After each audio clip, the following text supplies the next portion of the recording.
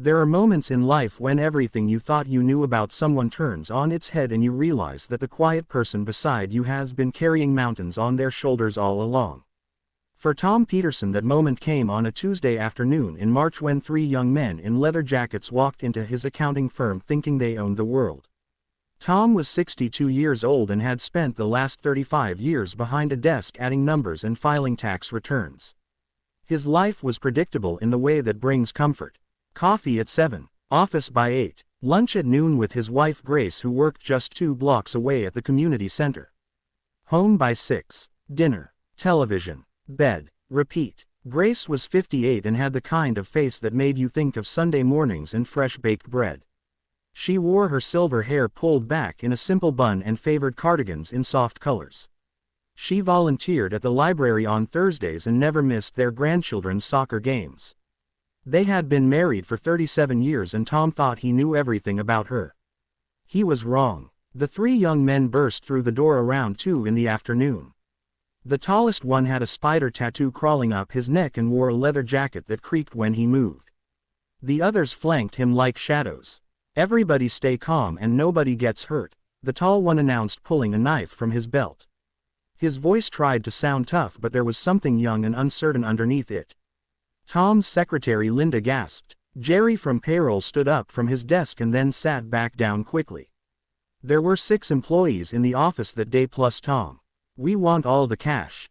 All the wallets. All the jewelry," the tall one continued. "Make it quick." His 2 friends started moving through the office, pulling open drawers and grabbing purses. One of them had nervous hands that shook slightly as he worked. Tom felt his heart hammering.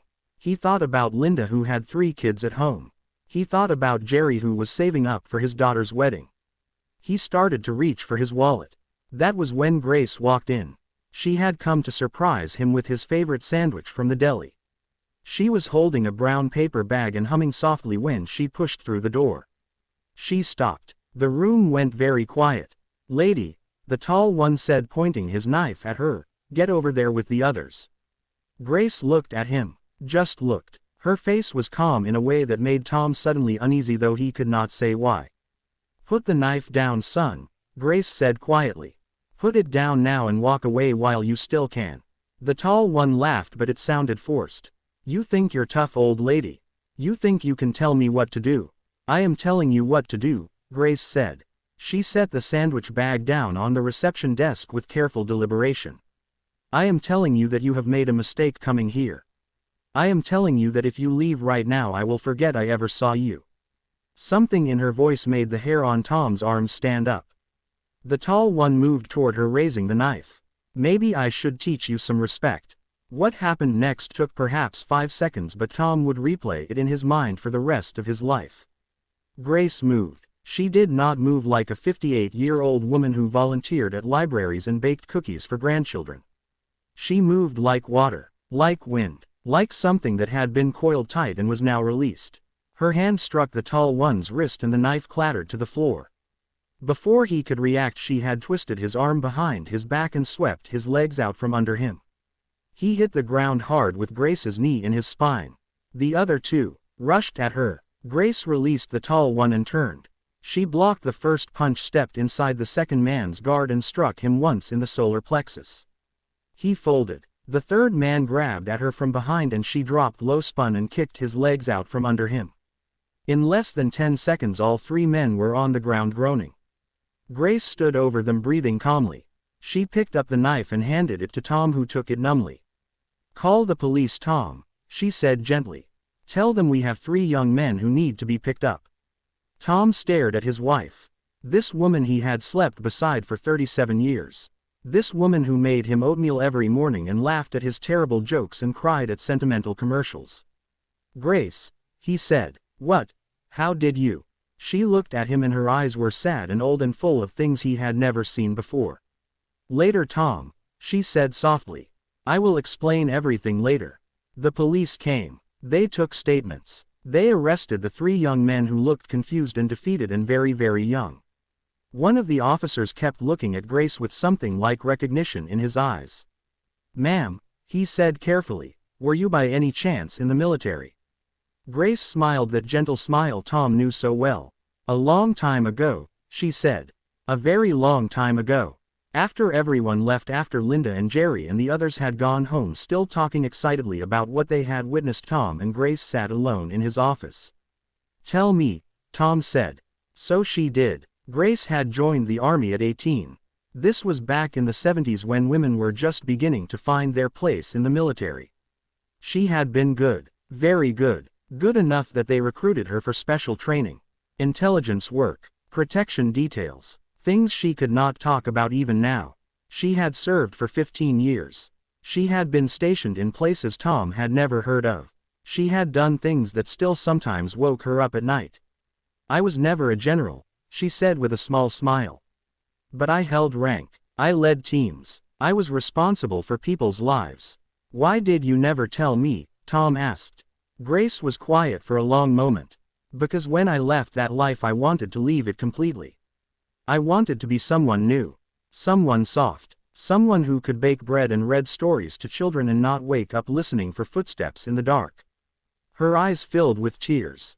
I wanted to forget the person I had been. The things I had done. I wanted to be just Grace. Your Grace. Tom reached across the desk and took her hand. You are my Grace, he said.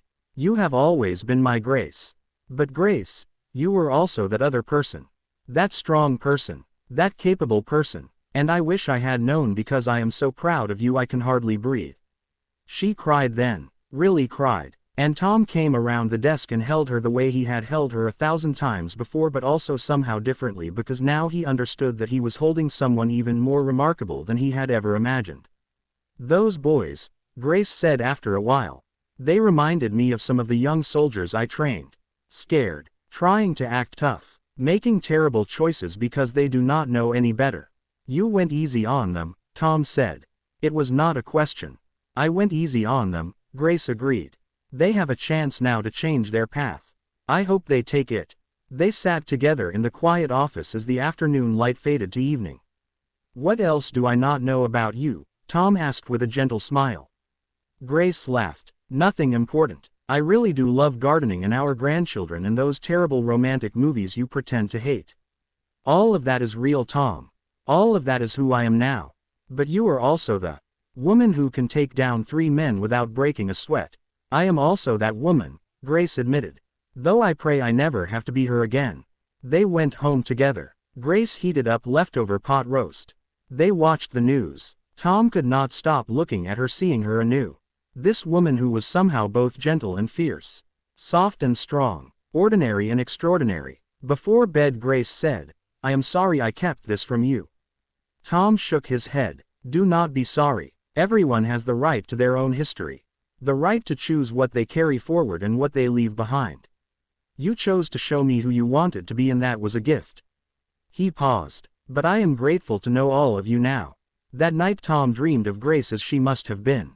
Young and strong and standing tall in a uniform. And even in the dream he loved her just as much as he loved the woman who slept beside him with silver hair and gentle hands. Because love is not about knowing everything. Love is about accepting everything. And sometimes the greatest act of courage is not facing down danger. Sometimes it is simply being brave enough to let someone see all the parts of you. The strong and the soft. The fierce and the gentle. The past and the present woven together into the complicated, beautiful person you are. Grace and Tom lived many more years together. They never spoke much about that Tuesday afternoon, though sometimes when they watched the news and saw stories of violence and fear, Tom would squeeze Grace's hand and feel grateful that strength and gentleness could exist in the same person. And Grace would squeeze back, knowing that she was fully seen and fully loved. Which is all any of us really wants in the end.